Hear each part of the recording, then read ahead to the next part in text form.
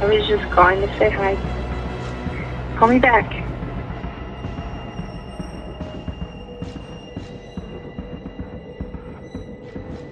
Hey guys, welcome to Timeless Mysteries Live Edition. Jennifer from Crafted Evidence is supposed to be here, but we're having some technical difficulties.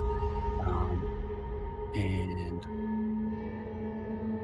we've got some pretty interesting stuff here for you guys. If I can figure out how to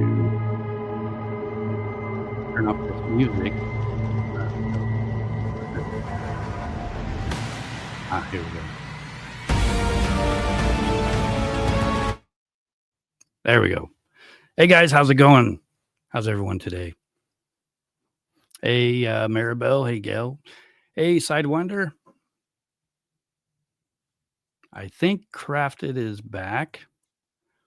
Hey, how's it going? In the dark. Oh no, the power went out, huh? The power is out. We've got a flashlight and a candle, guys. Hey, Lauren. Hey, Carrie. Crafted is in the middle of a tornado warning, I believe.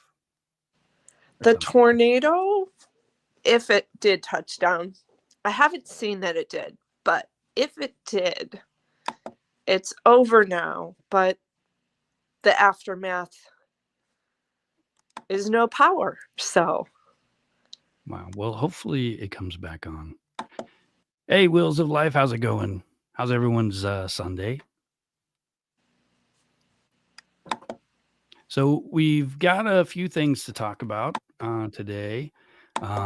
I'm trying out some stuff. I've got a kind of like more like a slideshow for you guys to kind of go along with what we're discussing. We're going to talk about Chris Watts and Shanann Watts before they were married. And we're going to kind of talk about their early marriage. And then we've got a couple other things to talk about that's not Watts related. But it should be an interesting tonight. Is there anything you want to add, Jennifer? No, yeah, I think it's been kind of a weekend if you've been following the Watts case. So you've are had you lots talking about the video clip? Yeah, we've had lots of misinformation going on. We had the Nichol Kessinger video that went out there. So yeah, I guess we have a little bit of everything to talk about tonight. Yeah, I think that video was definitely her. I feel a little weird that somebody recorded that and posted it online at a funeral, though. Well, I think the family probably wanted to live stream the service, right? And then you have to think that the only person who had access to it was her friend Danielle, who it was her mother's funeral. So did Danielle leak the video? I mean, unless someone at the funeral home did, which is very possible because that's who owns the rights to that video. I'm sure you saw, Rob, people are going back and forth arguing about who owns the video, who had it first. And it's like, who cares? Obviously it's the funeral home's video.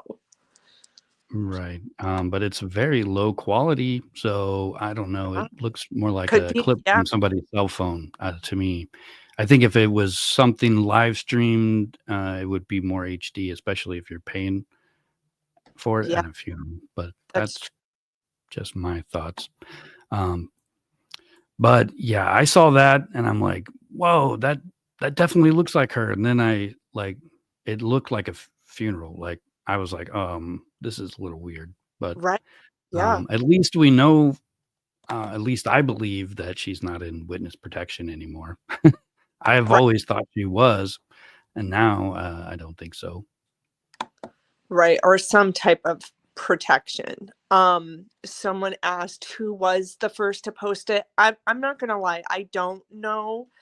For me personally, I saw it on TikTok about mid-February, but I just didn't want to do a video about it. That video is that old, from February? Yeah, I mean, someone posted it on there in February. But at that time, I wasn't even sure if it was her. It definitely looks But like her. I it mean, does. it could be somebody else. It is uncanny how people look the same sometimes. Like I'm Yeah. thinking of that girl from what is it, Stranger Things, who looks like that actress from the movie Big, one of my favorite movies. I thought like that was her daughter or something. Like they're almost identical, but completely unrelated. Yeah. The name, what's the name for that? Doppelganger? Is that what Yeah. it's called? But yeah, before we get into like looking at some of these pictures that we've got here today, just to I've been working on, I keep telling you guys little pieces of it, but I've been working on this long form story of the Chris Watts case. I don't know if I want to call it a book or anything, but I just thought I would share a little bit more. This part is my prologue, and it basically, well, I'm just going to read. I'm not going to read all of it. It would take probably 20 minutes, but I might post it in the community section after we're done here and let you guys read it, see what you think. But I'll read some of it and then just to kind of set the mood for stuff, I guess. Yeah. All right. I mean, I always think it's great storytelling, great writing. So I love, when you kick it off with something crafted together. All right. So the prologue is titled Beneath the Surface. Shanann felt the summer evening press warm and hopeful against her skin as she smoothed the folds of her dress. It was their first date at a trendy theater that served cocktails and boasted plush seats. She had dressed up for the occasion, eager and nervous. When Chris arrived in his untucked polo and worn jeans, she blinked in surprise. He looked boyish and out of place amid the wine-sipping crowd in sport coats. With a faint, teasing smile, she blurted, "You're not exactly my type." It was honest, maybe too honest, but Chris only shrugged sheepishly and opened the door for her, a shy determination in his eyes. In that small moment, Shanann sensed something gentle beneath his awkwardness. Despite her initial doubt, she let him buy her a drink and they talked through the movie, and they never got to actually watch the movie. By the time the night was over, the glimmer of a connection had taken root. Let me just read this part over. Sorry, guys, I totally messed that up. In that small moment, Shanann sensed something gentle beneath his awkwardness. Despite her initial doubts, she let him buy her a drink, and they talked through the movie that they never got to see. By the time the night was over, the glimmer of a connection had taken root, fragile and unlikely, but real. They had met by chance online a few weeks before. Chris was a simple Facebook friend. She almost didn't accept his friend request. At 25, she had been diagnosed with lupus and felt her life narrowing to pain and doctor visits. Friends drifted away when she couldn't keep plans, and Shanann had built a wall around her battered spirit. Chris's friend Chris's friend request sat ignored for weeks until one sleepless night she thought, why not? And clicked accept. It turned out to be the click that changed her destiny. As she would later recount, one thing led to another. And 8 years later, we have two kids. We live in Colorado, and he's the best thing that ever happened to me. The worst thing. Yeah. But it goes on, and it actually is pretty interesting, I think. It's a really sad story. When you think about it, when we know the ending, but it started out with that happy spark that you get when you have a new relationship. You know, you're drawn to each other. You want to spend time with each other. You're interested in what each other has to say. You know, everything is new and fresh. And, you know, at that first part of your relationship, you get to, you know, ignore the things you don't like. It takes a while before those things start, you know, weighing on your mind, and, you know, your smiles turn to, just a regular face, not a smile, not a frown, but, um, you know, over time that happens. It's normal. And you kind of got to work at, you know, keeping an interesting, keeping your relationship interesting to each other. And I don't know what happened exactly, but, you know, Chris was definitely in that place where he wanted a different life. And I know, since I've been covering this case, I've heard hundreds of people say, I wish I had his life. He didn't know how lucky he was. And I believe it's true. Yeah, I agree. I think a lot of people in the comment section, almost every video, say something along those lines too.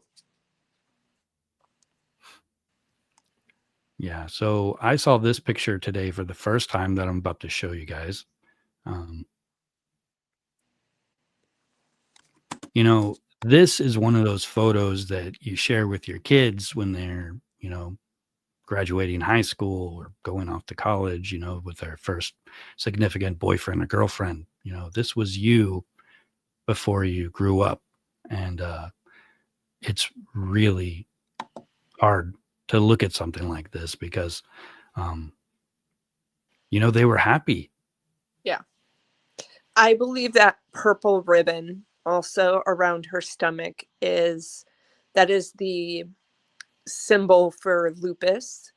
And if you remember, Shanann said that she had a really hard time getting pregnant. She was told by doctors she shouldn't be able to get pregnant. So, you know, she really intertwined her identity also with lupus. So you see that purple ribbon tied around her belly. I had no idea what that ribbon meant. I thought it was, you know, like a gift wrapping kind of thing. No, yeah, that's the lupus. And she did a lot of runs and raised money for lupus. So she was really big on that. I probably notice it a little more because I also have an autoimmune disease as well. So my ribbon is for MS is yellow, but you'll notice a lot of purple. You'll notice purple in the wedding photos too. Huh. Yeah, I know. I remember reading that in the beginning of their relationship, Chris was very supportive of her illness and, you know, worked really hard to help her feel better. I think that was part of the reason why they ended up together. It's just Yes. weird how it changed. I But there have was a time when Chris Watts was just a devoted husband, captured in moments of tenderness, like kneeling to kiss his pregnant wife's belly. Now his name evokes only darkness. Perhaps behind bars, he's found some semblance of redemption, but the shadow of his monstrous actions will forever cloud any memory of who he once was. And that's what I see here in this picture. It's really, this picture makes me really sad. But the rest of them are just, you know, a lot of just regular pictures I got. I'm going to push the chat away. So yeah, I've been sick. I needed to make a change. So in this post, she's talking about moving out to Colorado. Colorado is actually better for her symptom wise. And as we know, the family of the Watts family was not a big fan of this move. They wanted them to stay in North Carolina because he had his NASCAR job there and he loved NASCAR. But, she wanted better for her family. So what was it about Colorado that was better for her illness? They say, well, for me, okay, and lupus is similar to MS and inflammation in the body. Humidity is a huge factor. So they say that the air is a little different out there. I don't know, maybe I know they went to visit and they fell in love with it. And maybe it was just a week where she didn't feel any symptoms and she felt like, oh, this is the place for me. But temperature definitely can play a factor with those symptoms as well. But and also the girls had allergies. Maybe I know, it was like the food allergies, but they also had the ENT type allergies as well. So breathing issues, things like that. So maybe the air was better for them in Colorado, but I don't know, they moved there, then had the girls. So I don't think that was a huge factor. But I know for Shanann, staying there was a big factor after having the girls and them having the allergies as well. So I'm just kind of looking through the chat, trying not to forget that you guys are in there chatting away here. And Life thinks Chris was trying to take her away from the family. I disagree with that because he really loved NASCAR. So imagine throwing your dream job away. I mean, that shows you how much he loved her. He was willing to throw away his dream job. So how did he go from NASCAR to an oil rig repairman, whatever that is? I think that it started out as like an internship type job, doing NASCAR. And then somewhere along the lines, yes, then he moved to the dealership, maybe higher paying job opportunity. Maybe, NASCAR is a great name, but we all know that just because something's a big name doesn't mean it necessarily pays very well. So maybe was he like on the track or just in like the company somewhere? It was on the track, I believe. I think there in the folder there is a photo of him at that somewhere. But I've got a lot of. I believe it started out as an internship. I don't want to, say exactly I know what he did, but I do know he moved to the dealership and then became a mechanic there. And then Shanann was also doing sales at that same dealership. And because he was having, I believe, carpal tunnel issues, she kind of talked him into leaving that line of work and getting into the oil fields and the Anadarko. Cindy and Chris's relationship was not normal. I don't know because I was not there. I did find it interesting in the book with Sherilyn Cadle. Cindy said she didn't get along with her mother. So that would be Chris's maternal grandmother. But he, in the book, said he spent a lot of time with his grandmother and loved her. So it was interesting. It makes me wonder, why did Cindy not get along with her mom? Yeah. I think Chris was looking for validation from his mother. He probably spent his whole life, not doing everything as well as he was expected to. And so he's probably always seeking that, validation, always trying harder to do what she wants. She is kind of, she kind of seems, bossy and stuff. So, I mean, I don't know. It's hard to say. I don't want to say narcissist because everyone thinks, oh, that's personality disorder. It's a personality trait that everyone has. Everyone is a little bit narcissist. Some people have an actual diagnosed disorder where they are narcissistic, and it's different. It's a whole different level. I But also feel narcissist, you can't judge her off of these prison phone calls and 2 interviews that she's done. You know, like, how do I really know what Cindy was like in real life before all of this happened?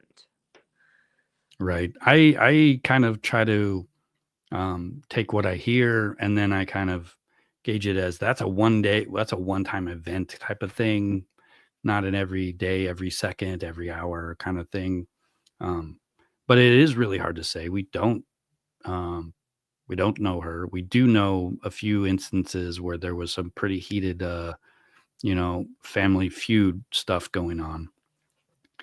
But I think that Chris, needed to get away, and that's why he left his dream job. And I didn't realize it was NASCAR, that he was actually on the racetrack. Yeah, But that I would search for us, but oh, guys, I'm sorry. but yeah, Yeah. I think he needed to get away. He needed to be independent, and for his whole life, he probably wasn't allowed to be completely independent with a personality like that in the household that's that strong. You end up Right. either doing what they want or arguing all the time, one or the other. And I don't think Chris and his mother argued, from what I hear from, other people who supposedly know, but they could be just people talking. you know, I you know how it is with the internet. You never really know what's true or not. don't think Chris could argue with anyone, but I do want to read this comment from Wheels of Life. Did Shanann's ex-husband ever speak up? Yes, the FBI did interview him. Just, they were trying to collect more info in the case because in the beginning, right, they thought she was missing. So they thought, well, maybe she ran back to the ex-husband. Not the case. But the reason that marriage did not work is Shanann was very young. She was going out. According to Chris, she would stay out late at night, sometimes not go home. So that's kind of why that failed. And then also, Rob, what were we talking about earlier today? He went to law school and she helped pay for that, right? I'm pretty sure she worked the whole time he was in law school. Yeah. But I also heard that their marriage fell apart because she was working at the cell phone store. She was like the manager, running back and forth between 2 towns. And, she was working really hard, and then she stopped coming home, and she wouldn't explain where she had been or why she was gone or anything. So it was this big disconnect in their relationship. And eventually it just ended. But it sounds like the man, what's his name, Leo, right, or something? I believe so. Yeah, Leonard. He sounded like he wanted to try to work it out. He wanted to go to counseling. Yeah. But yeah, I mean, I guess if you've got a partner who's not home, that's hard. But then if they're not home and they won't tell you why, that's a whole nother level of that's not good. And they were very young. I mean, I don't know. I feel that. Oh yeah, I believe they started dating in high school. Right. If you could believe everything you read. I have not spoken to anybody and got this, like, facts like straight out, but I've read it several places and I think it's true. But I think they started. He's never done an interview with the news, which I think that shows a lot about his character. Honestly, well, if he's an attorney, he's going to be busy too. Right. But I'm sure Netflix threw money at him and said, hey, we just want one clip interview with you to talk about what your marriage is like. And obviously he turns these interviews down. I think that's pretty honorable. I think so too. It also, the fact that he wanted to get counseling tells me that he cared, and he probably still does, even, if he's married again, he's probably still got that old flame, as they say, Yeah. for her. And he probably, was really hurt by the news of this happening too. I mean, I don't know if one of my exes from years ago, was murdered, I would be, shocked. It would be hard to deal with.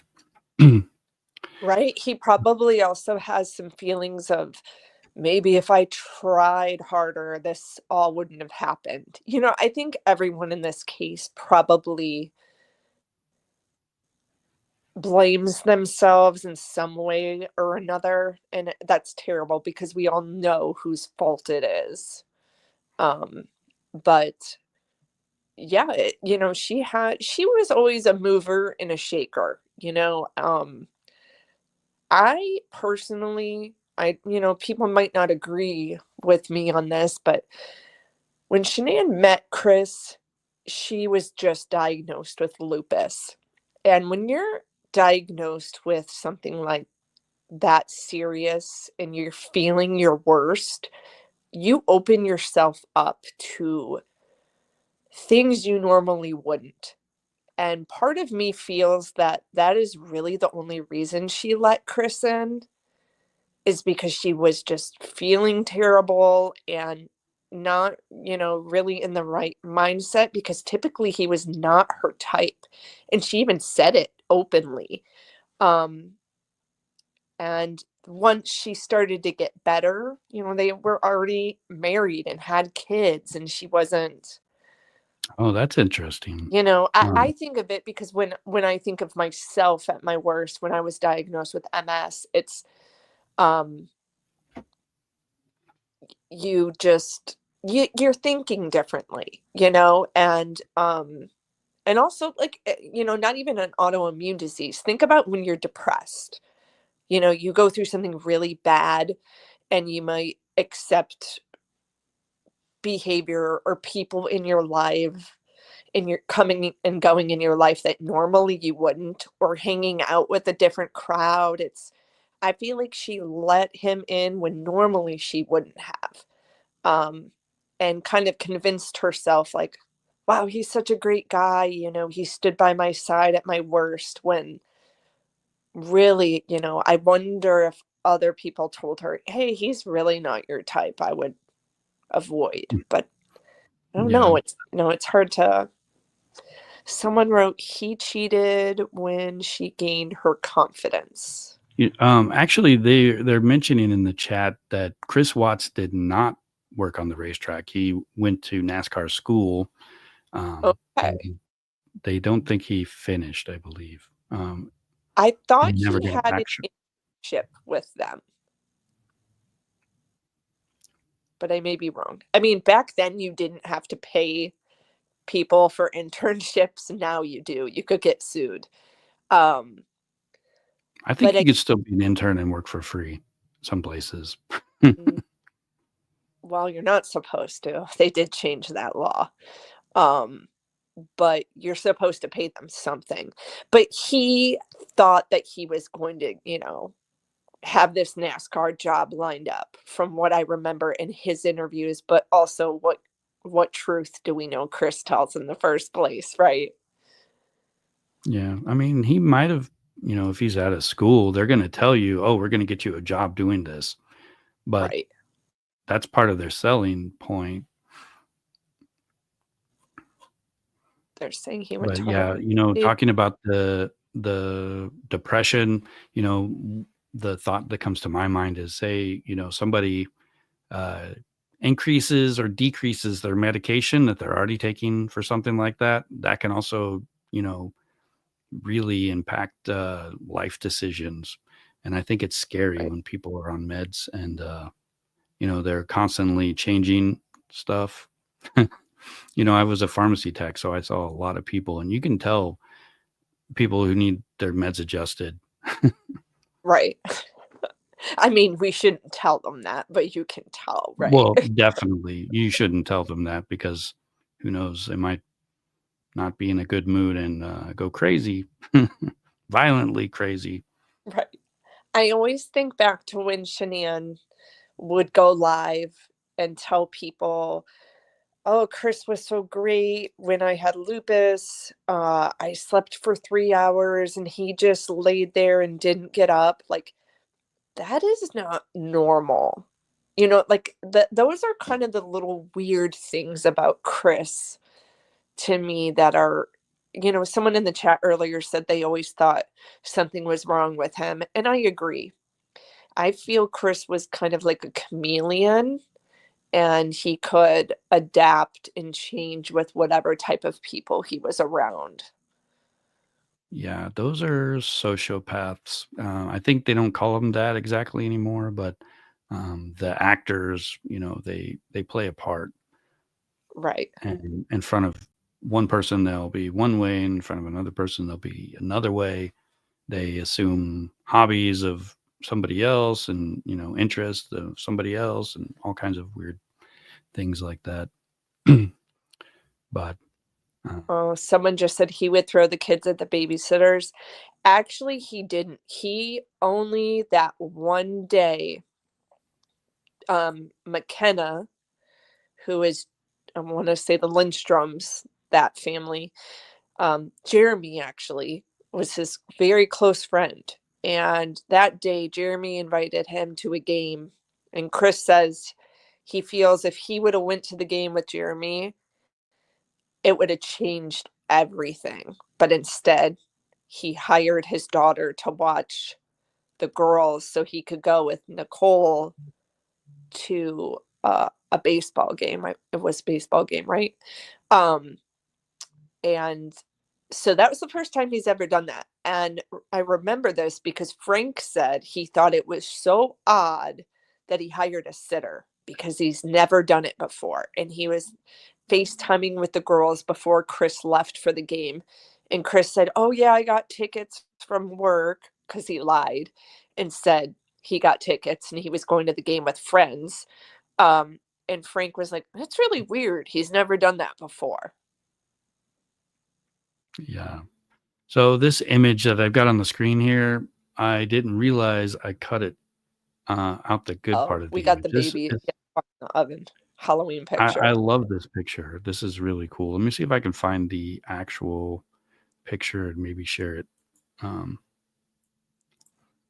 Where did you get these? All these images I got from Jennifer from Good Evidence. I haven't seen some of them. They were on her Facebook page. And although the Facebook page has been scrubbed, there are people who have uploaded them and they're out there. That's why I personally feel comfortable using them. Some of them are from live. Some of them are just that, pictures she posted. She went live a lot, but also she was the type of person who posted every day. There's another. There, now you can see it better. There you go. But I've never seen anybody dress up like this. And this is just looks like they had a lot of fun. I'm sure a lot of people have done this because it's kind of a cliche to say the bun in the oven, but I've never seen anybody actually dress up. She's got her timer on there with the due date and stuff. I mean, that's really, really cool. I have to admit, sometimes Shanann made him do some really ridiculous stuff. But was it a bad thing? Maybe Chris didn't like it, but he appears to be smiling here. He could be an adult and say no. I mean. Right. Well, everybody needs to get out of their comfort zone a little bit. Yeah. Otherwise, you just end up, vegging out on the couch your whole life. But I will give it to them. Like there were some postings where I'm like, oh my gosh, I can't believe he did that. Or shirts he would wear with sayings on them. Like, I would be really embarrassed to do that, but I think I might be convinced to do it too. I don't know. I mean, it's funny. Has anybody in the chat seen anybody dress up like this before?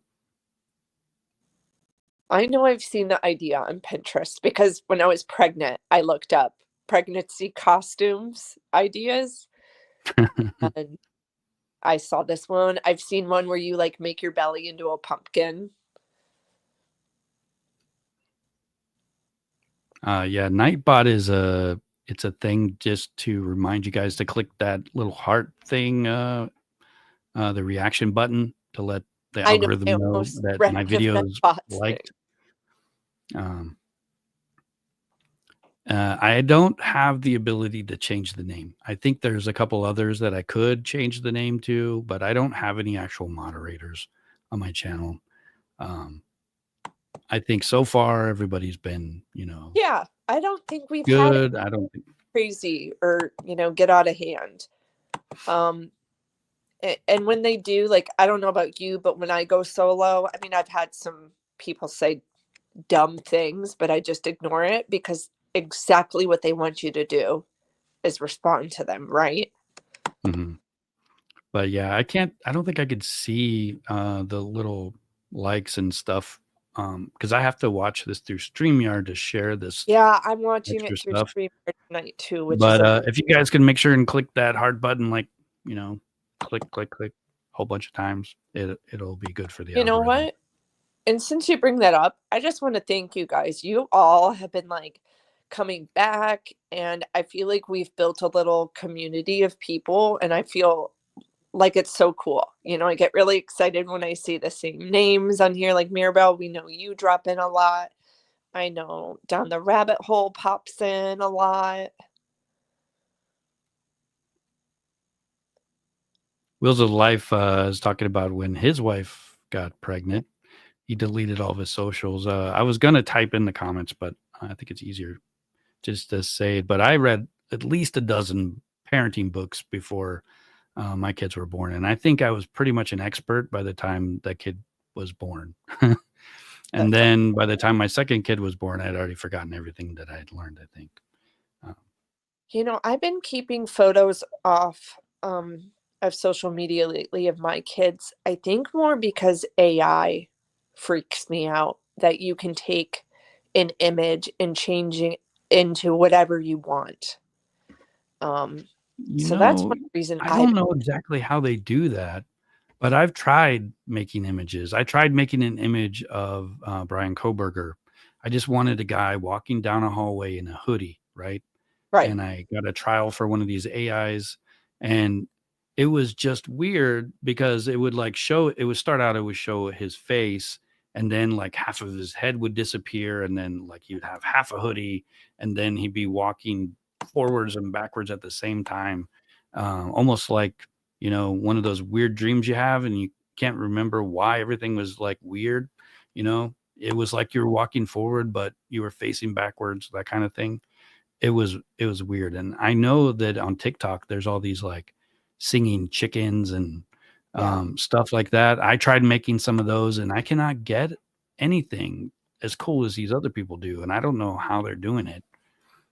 Well, when I worked at the Weather Channel, that was a big problem we had, is people would create fake photos and videos and submit them to us. So we would have to kind of run it through programs to make sure it wasn't AI. A great example is, do you remember recently they had the flooding in North Carolina? I don't pay attention to weather news too much. Was there a bad flood? They put her in a boat and she had a puppy in her hands, and it looked like it was this little girl who was abandoned from her parents, and all she had was this puppy, and all these people are sharing it on social media. It wasn't real.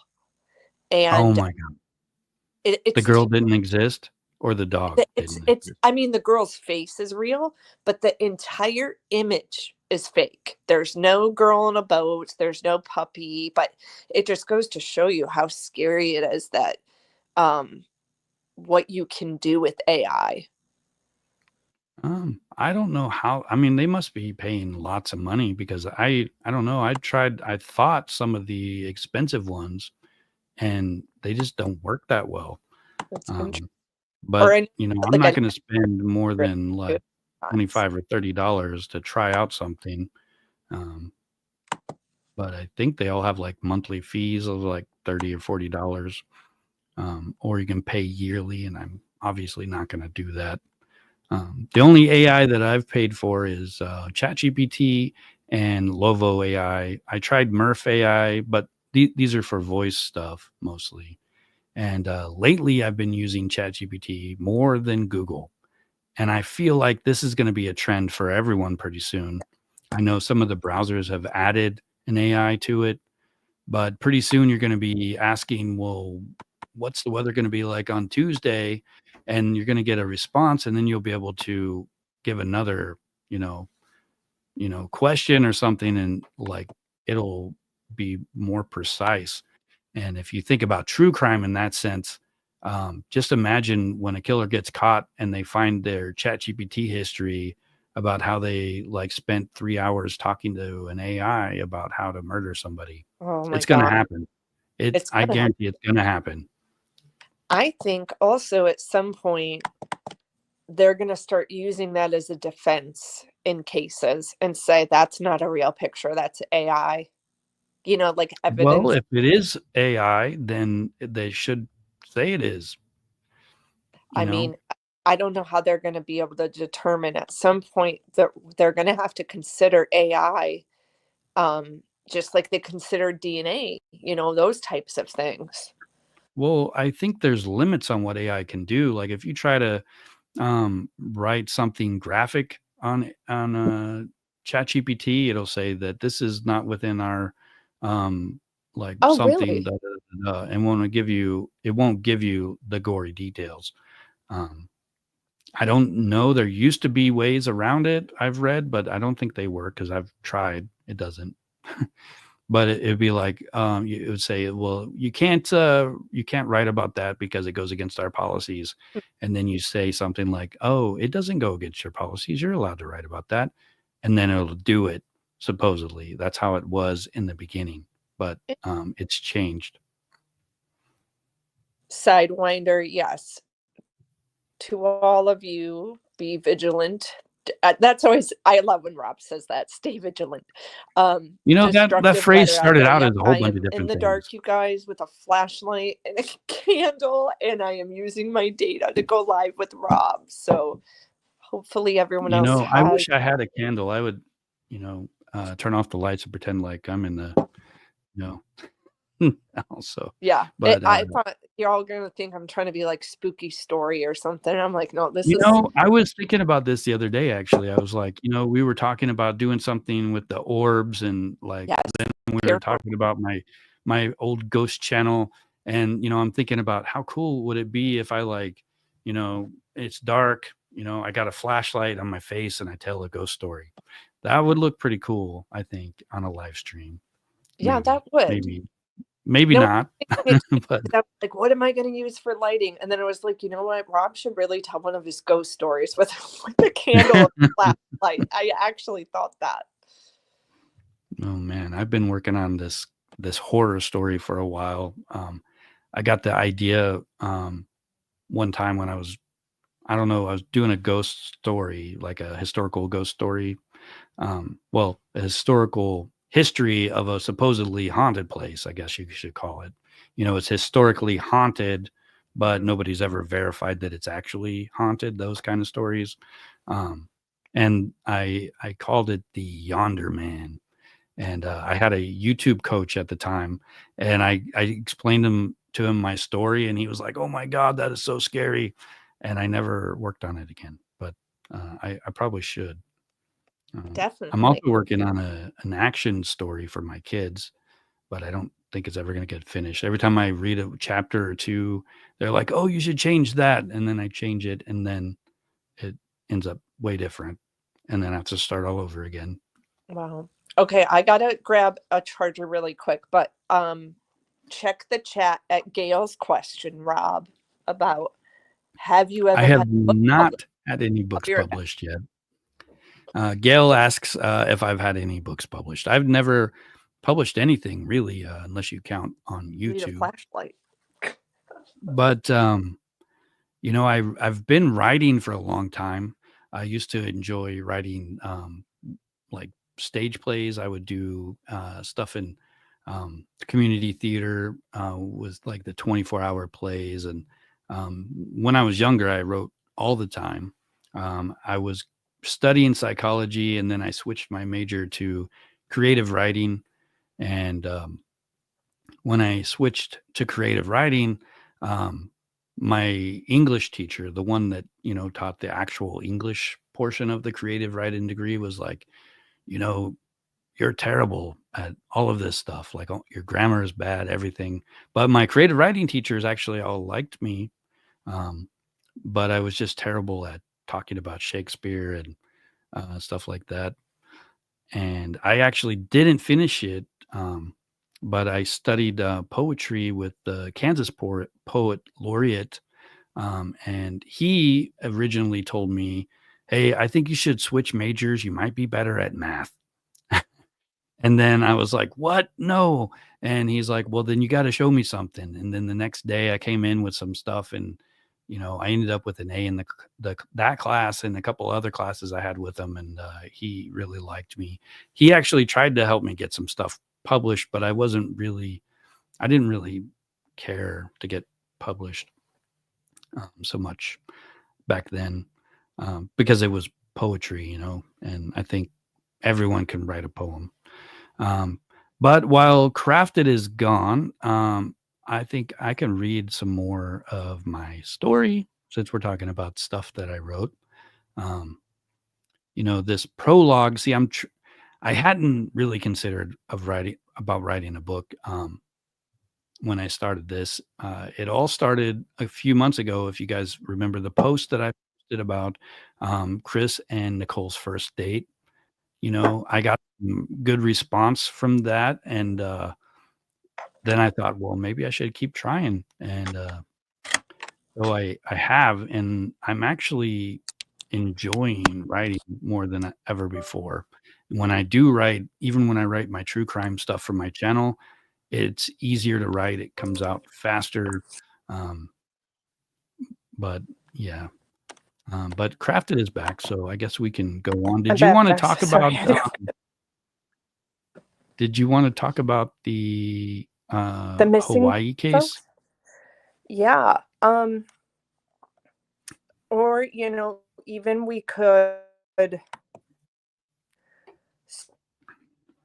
start out with,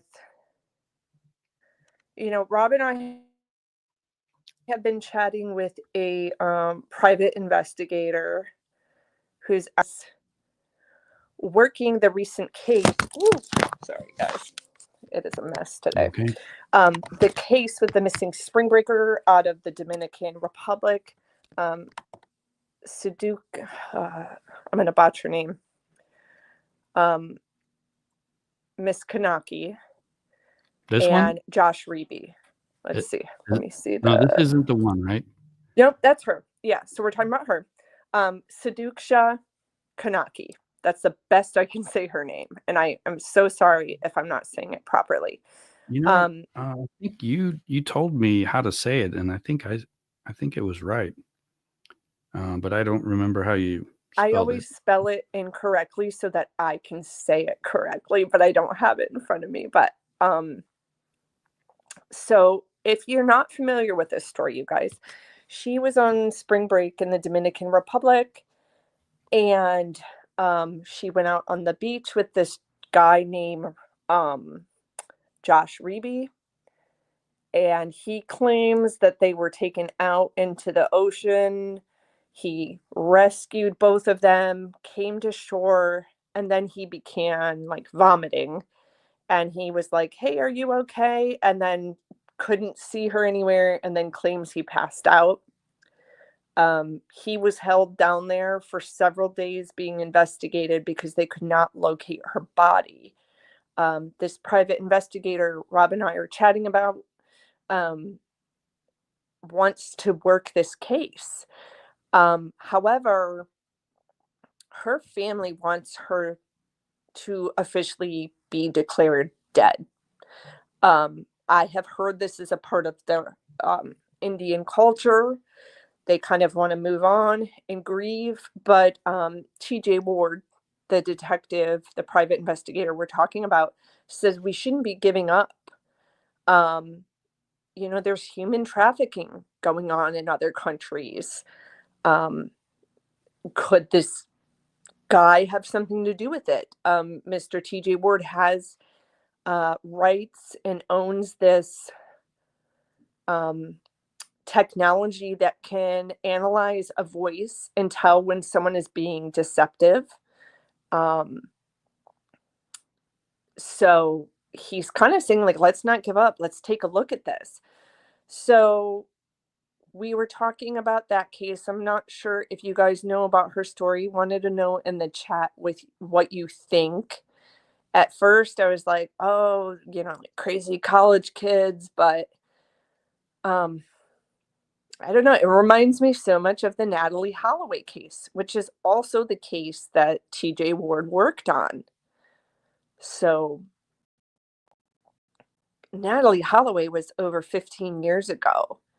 And we know that because of TJ Ward's hard work, we finally did get somewhere with that and get some closure and get some answers. So could he do the same? Yeah, her case is really sad. Could we get some answers for this other case as well? Yeah, so I actually kind of wrote a little bit of a report on I swear, you told me how to say it earlier and I could say it. Now I cannot. Let me see if I could find the way I gotta you find our spelled it. chat. It's driving me nuts. I don't have access to the internet. Yes, I could just Google it, I think.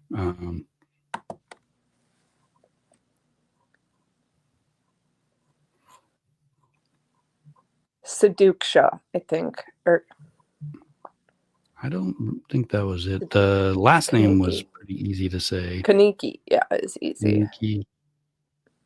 Shadiksha. I think that's it. Shadiksha.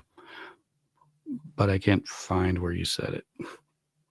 And that's okay. I could also just Google it, but Someone said, Sherry says, I think that was a setup to be taken into a trafficking group.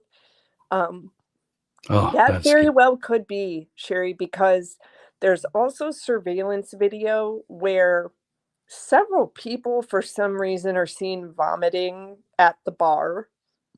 And that means, okay, yes, that means they could have drank a lot, but also could mean their drink was spiked.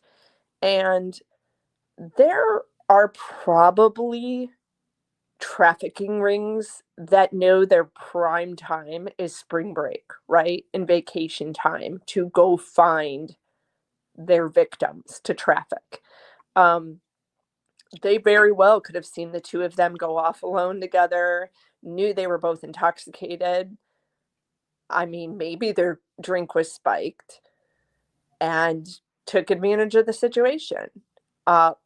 We don't know. I think it would be amazing if the family would let Mr. Ward get involved and take a look at the police interviews. And all he needs to do is, kind of run it through the machine to see, is he being deceptive? well, And what then if know where to go with the case. What if the boyfriend wasn't, a part of it? What if he did exactly what he said he did, and Well, he wasn't even a boyfriend. He was a spring break hookup, right? Yeah. Well, I mean, I don't know what else to call it. I guess a hookup is right. Good. And I hate to say that because if she's not with us anymore, but I mean, that's what you do on spring break. And you know what? From what I know, there was only kissing going on. So that's, what he says. He said they kissed in the water. And yeah, I do feel bad for the guy if, exactly what he said happened. Yeah, he could have just woke up and she was gone. I think Yeah, he he said passes that out. she was there and then something happened and then she wasn't there anymore. Um, it isn't that clear. I haven't spent a lot of time researching it, but I did get a kind of a good summary that I could share. Yeah, let's do The it. authorities in the Dominican Republic have scaled back the search and rescue efforts for the missing University of Pittsburgh student. Um, the rescue crews have been combing the beaches and the turbulent waters of Punta Cana. I don't know how to say that. Yeah. But despite the intensive multinational search involving the Dominican police, the Navy, firefighters, the FBI, and the U.S. State Department, there is no physical trace of Sadiqa. In a sober quest for closure, her family has formally asked authorities to declare Sadiqa deceased, citing that the belief that she drowned on March 6th and the fact that there's no evidence of foul play. But I think it's important to note that all of the parents' information is coming from authorities. And while it might be true that there's no evidence of foul play, that doesn't necessarily mean that they're correct, and right. I think that looking into it further is definitely worth knowing, because 20 years from now, if you're like, well, what if I would have searched a little bit harder, you know just a little more effort, I think, could go a long way just for the closure alone, Right. especially if they can actually find some evidence to prove what happened. Maybe it did happen exactly how it looks. Maybe it really was just an accident. But the Dominican officials concur that the case appears to be an accident, a young life claimed by the sea. The Dominican Republic Civil Defense Chief emphasized that the investigation is being treated as an accident. There are no indications of violence or crime. Sadiq's parents, I am not even going to try to say their names, but Mr. and Mrs. Kaniki, they echo this, and in a heart-rending letter, they acknowledge that authorities believe that their daughter's drowned and that the individual with her that night is fully cooperating with no evidence of foul play. On March 18th, they tearfully told reporters, "It's with deep sadness and a heavy heart that we are coming to terms with the fact that our daughter has drowned." I think it's also important to note that, and if you looked at the news in the last couple of days, the gentleman Joshua Ribe, I don't know how to say his last name. Reby. Mm-hmm. Yeah, Joshua Reby was in the Dominican Republic, right? And the Dominican Republican government kept his passport. The U.S. issued from the U.S. consulate office, they issued a temporary, one-time only U.S. passport so that he can come home. And it was interesting to me that the parents were the ones that, told them to let him go home, because they really don't believe he's had anything to do with it. Yeah, her parents really believe this guy. And, if you look at other cases where the other party, is questionable, they don't want to answer questions. They don't, they don't give real answers. But apparently this guy is doing the opposite of that. He's giving every bit of information that he possibly can. And I don't know. I mean, it's hard to say. It would be nice if there was a way to check and see how truthful he is. I mean, he could potentially be just an actor, but I mean, something else could have happened besides what he knows. If he passed out, we don't know. I think maybe he really had nothing to do with it. The idea that maybe somebody snatched her while he was passed out is very terrifying. Yeah, but could really it should be like a warning to everyone. Don't drink so much that you can't wake up.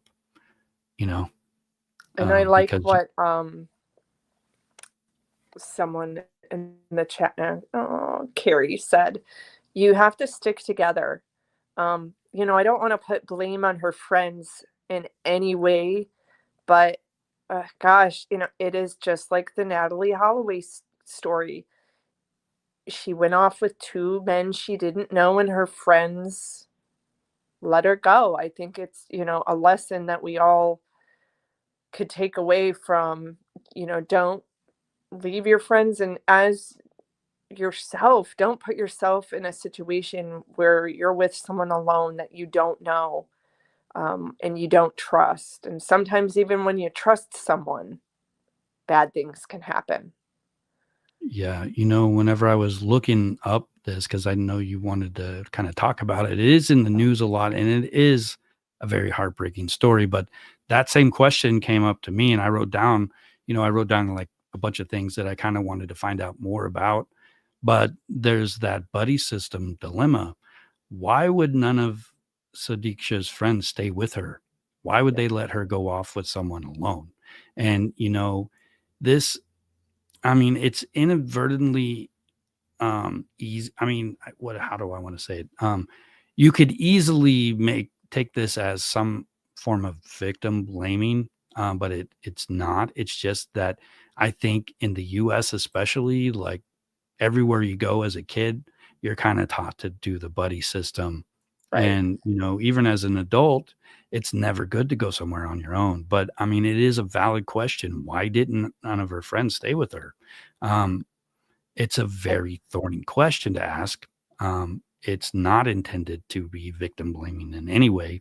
The goal is to just, talk about it, find out what was going on and I mean, I don't know I haven't fully like articulated what I wanted to say about that, but I think it's important.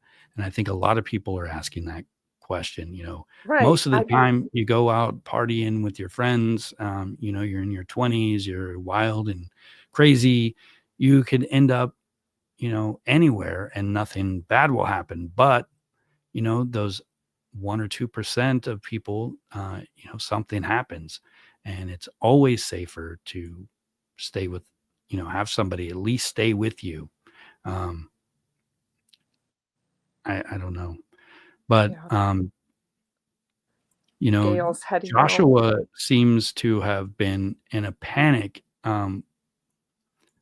during this time, and, he was exhausted. I guess they'd been up all night. I don't know. I wrote down this question also.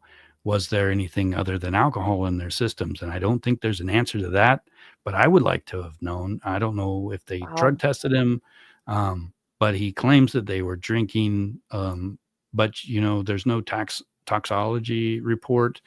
They don't have a body, so they can't test the the girl either. So it would be interesting if they tested him and did, toxicology on him to see, were they both drugged? Well, see, I think that because he was so cooperative, they just trusted him. I mean, if you listen to the parents and the way they talk about it, I kind of agree. You okay there? Hot mess.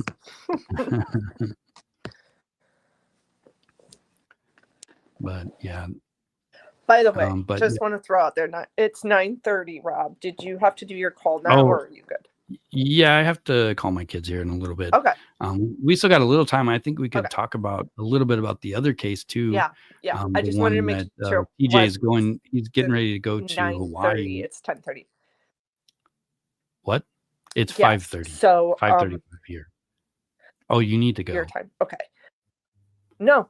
I just want to make sure that you didn't miss your call, because when we get caught up talking, sometimes I don't look at the clock. I'll probably have to end this in about 10 minutes or so, but I thought we can end by talking about the missing girl in Hawaii. Yes. So TJ Ward, wants to go to the Dominican Republic and look into this more, but I think that the parents want to let this go and mourn. And he said he will not do that without their permission. So very respectful of him. But he has been reached out to by another family in Hawaii.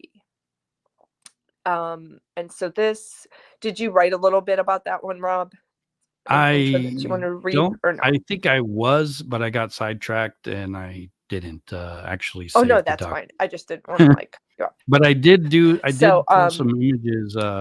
Her case is interesting, and I think we have a photo of her too. I've got Originally, her and the boyfriend were missing. There we go. And then they did determine that he was, I don't know how they determined this, but eaten by a shark. Well, the interesting thing, and for some reason, go ahead. I'm going to find some more photos. No, I was just going to say, for some reason, they don't believe she was also attacked by a shark. So, Carrie, he's a really stand-up guy. He worked on the Natalie Holloway case for 15 years. So that's a picture of TJ Ward. This is the investigator. And I'm trying to find the other photos. I found a bunch of photos, and I did have a little write-up. I don't think I saved it by accident. So That's okay. I can't find it. But they were in, I think, North Shore, I want to say, and the waves out there, or the currents or something, are kind of unpredictable. And a lot of times they get roped off, like, well, this is just a couple signs, but people ignore it. Yes. And go swimming anyway. And I've got a picture of this.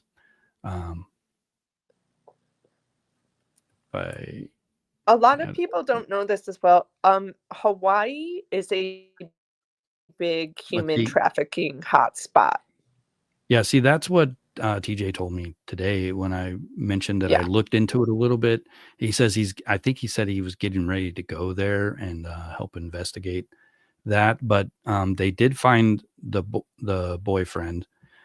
Yes. But they haven't found the girl's body, and he thinks that it's possible that she was taken, just like kind of how you just described.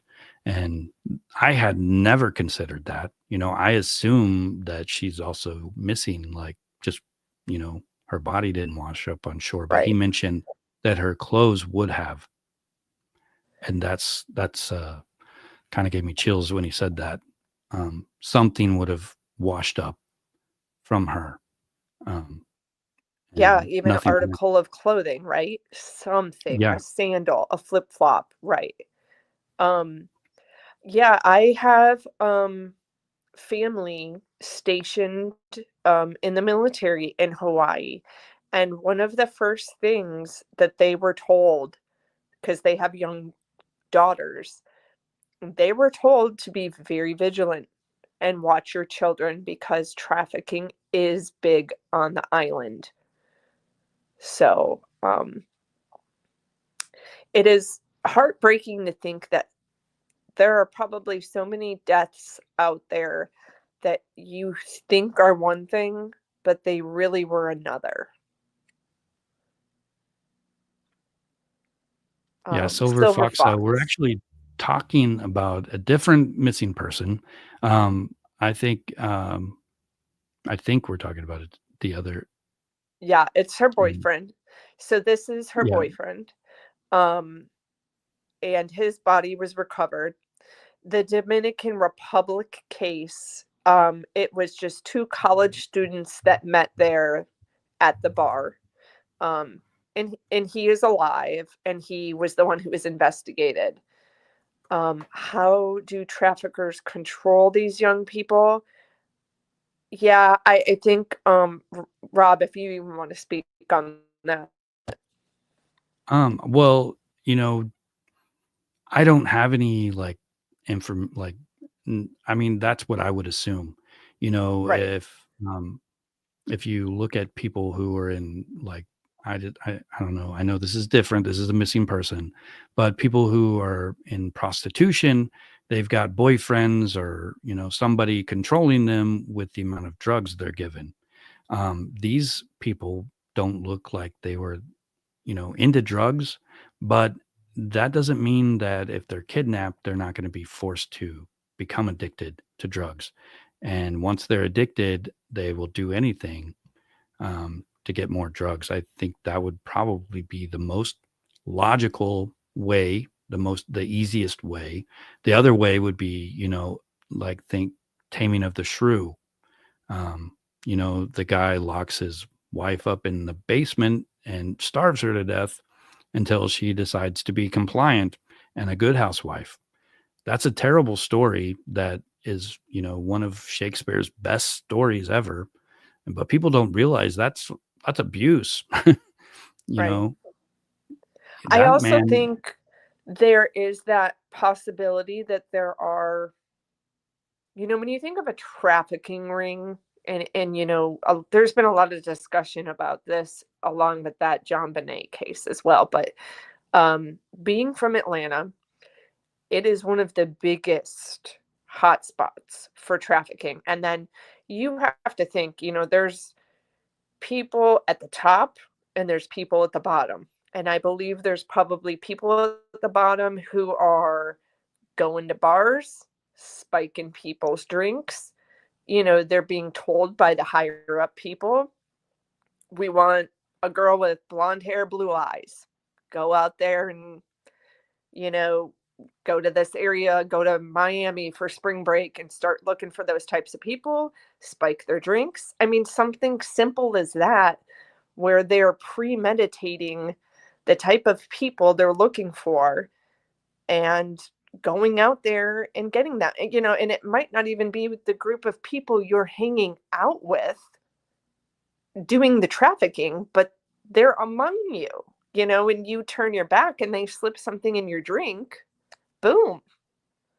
this is a little bit different, but I remember one time I took my kids to this, I want to say it was a children's museum. They had this big play area, and some girl took my kid who was about 3 or 4 at the time, like out of the room, Yep. into another area without my permission.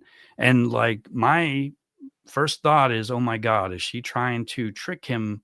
Because, people who are captured by these people will get, benefits for finding somebody else to bring with them.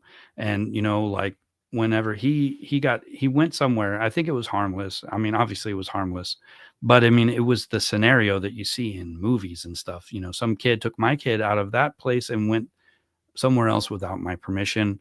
And she could have easily like convinced him to go do this and then get snatched up and disappear forever.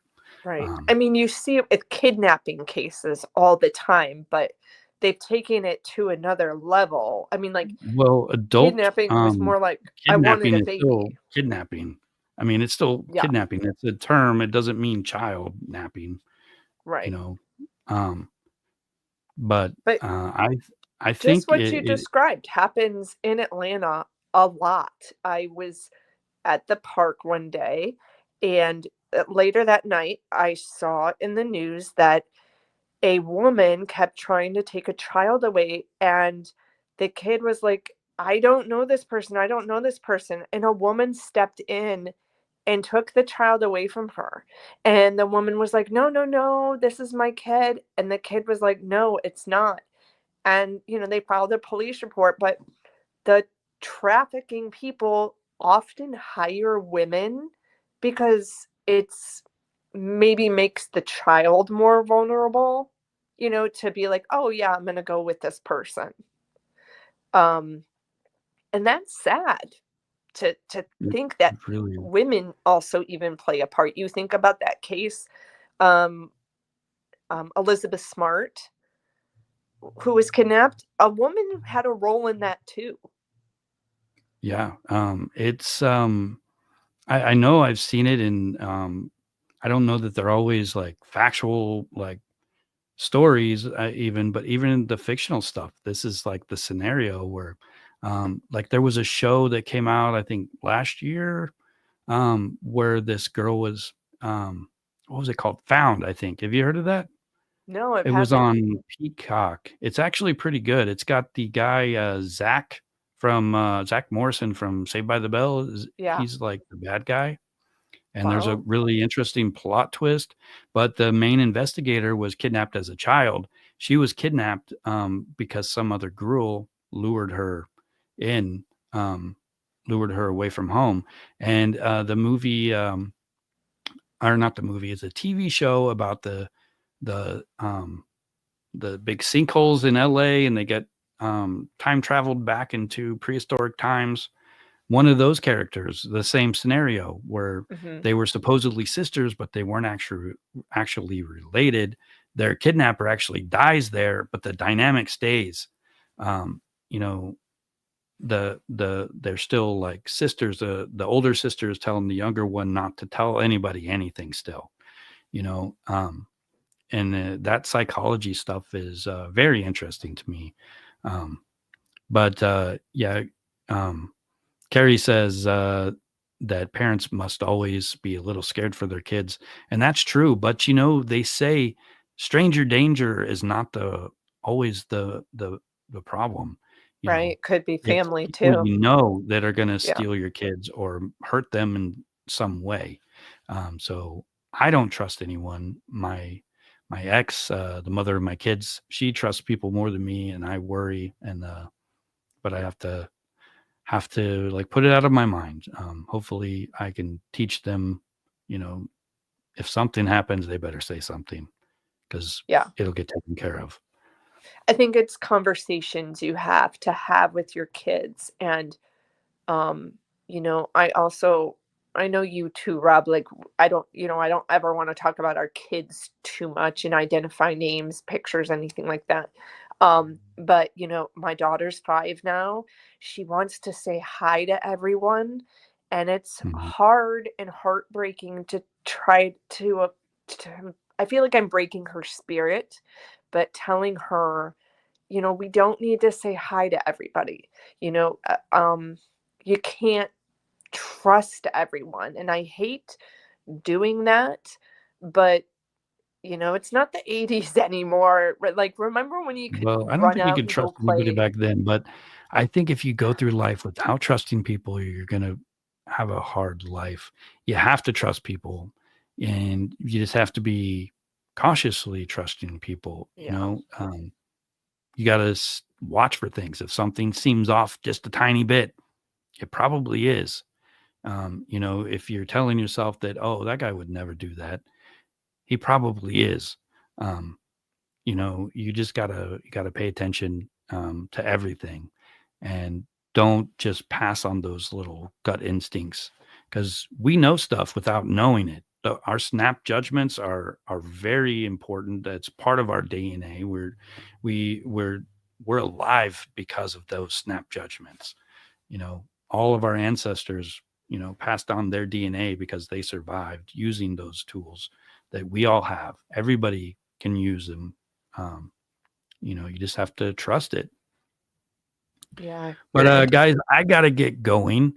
So once again, make sure you click that little button there that says, "Hey, I like this video," a whole bunch of times. You know, a and whole then bunch of times. I don't know. You know, I hear other channels, they say something cool, but I haven't spent enough time to figure out what that little heart thing is yet. Anyway, though, like it's not an emoji, right? It's not a like. It's a I think I it don't is know. a like, Is because it a the like? Nightbot tells us if you're enjoying the discussion, Yeah, that's because hit I the wrote heart that. button. I wrote that. Oh, you're technically the Nightbot. It is Yeah. I revealed. set this up like 3 or 4 weeks ago, and I don't even know how it knows that I'm on a live stream, but it does. But yeah, I wrote that, and so anyways, guys, make sure you guys go over to Crafted Evidence podcast and like her video also. She'll probably, if she's not streaming this already there, she'll she'll do the playback there, so you guys can watch it over there as well. But I am still trying to get everything worked out to where I can plan these better, and I think they're getting better. Today kind of got a little hectic. I got behind, and I don't know, but it worked out, I think. No, it definitely did. And I promise, if you're new here, this is not really normally how I do my lives.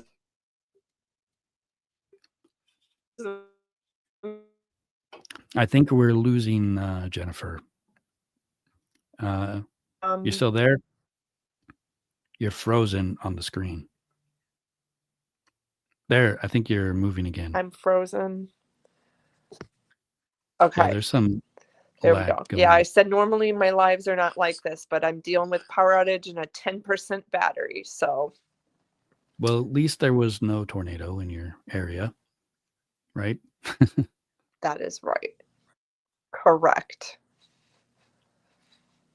All right. Well, thank you guys so much. Yeah, guys, thank you. And I will try to post that little prologue to my non-book book that I'm writing. Like, it's more for fun for me, but I'll share it with you guys. You guys can check it out, read it, and tell me what you think about it. And as always, stay kind, be vigilant, and always question the truth. I'll see you in the next video.